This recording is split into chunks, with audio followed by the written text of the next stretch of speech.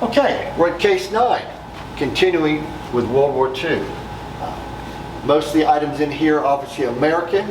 I'll begin on this far side. The Japanese flag is signed by 19 American aviators that were in the 505th Bomb Group. That was located in Tinian. They had a reunion in Savannah. My neighbor's father was part of it, so I took this flag and gave a speech and had all the aviators sign it. Sadly, they have all perished, so this is a very important flag to me now. This particular uniform is extremely nice because it belonged to a gunner on a bomber, and what's interesting about it is under the lapel there's a small patch with a goldfish. Now, it's an unofficial patch, and that's why it's hidden by the lapel. If you're shot down over land and you land on ground and get back to your forces, you can get a winged foot. But if you're shot down over water and get back, you can get a flying fish.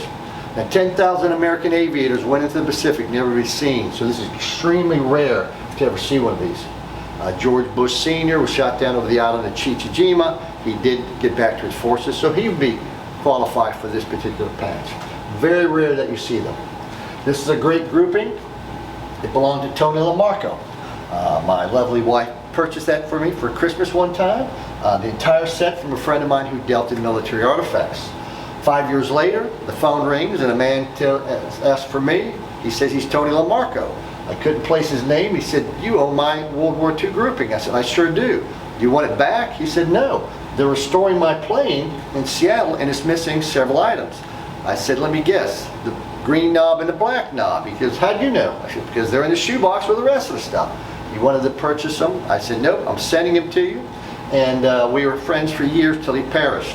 I even obtained a photograph of he and his wife later in life. Fantastic grouping, flight suit, a photo of him wearing everything, all his medals, and he's also featured in a book called Escort Carrier, which talks about how he got his Purple Heart.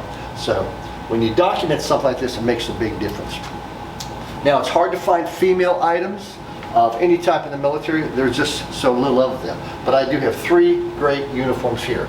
These 2 are WWII uniforms, and they actually belong to a woman named Lorraine Heshet, who was Gloria Steinem's aunt. They came out of her house in Delaware, and Gloria Steinem was very famous in the 60s and 70s and 80s, a big feminist and everything. But these belong to her aunt, which are really, really interesting. The one over here is an officer's uniform that belonged to Betty Beach. It's a great name, Betty Beach. What's interesting is the shoes are so tiny and everything's so tiny on them. Now, the turtle shell's interesting because I got that from a vet years ago. He was a veteran of actually World War I and World War II. He told me he was in North Africa in a foxhole when this turtle crawled into his case, into his foxhole. He kept it for a day or two, but apparently got hungry, boiled it up in his helmet and had turtle soup.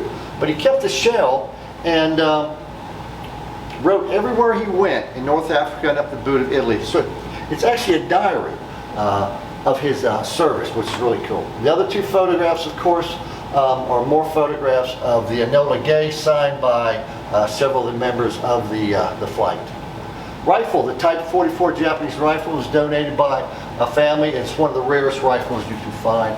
And again, some more uniforms with named groupings of different people. These 3 uniforms belong to an aviator on a B-25, which I also have his diary and other information on his career in the service. So that takes care of World War II case number 9, and we'll move to case number 10.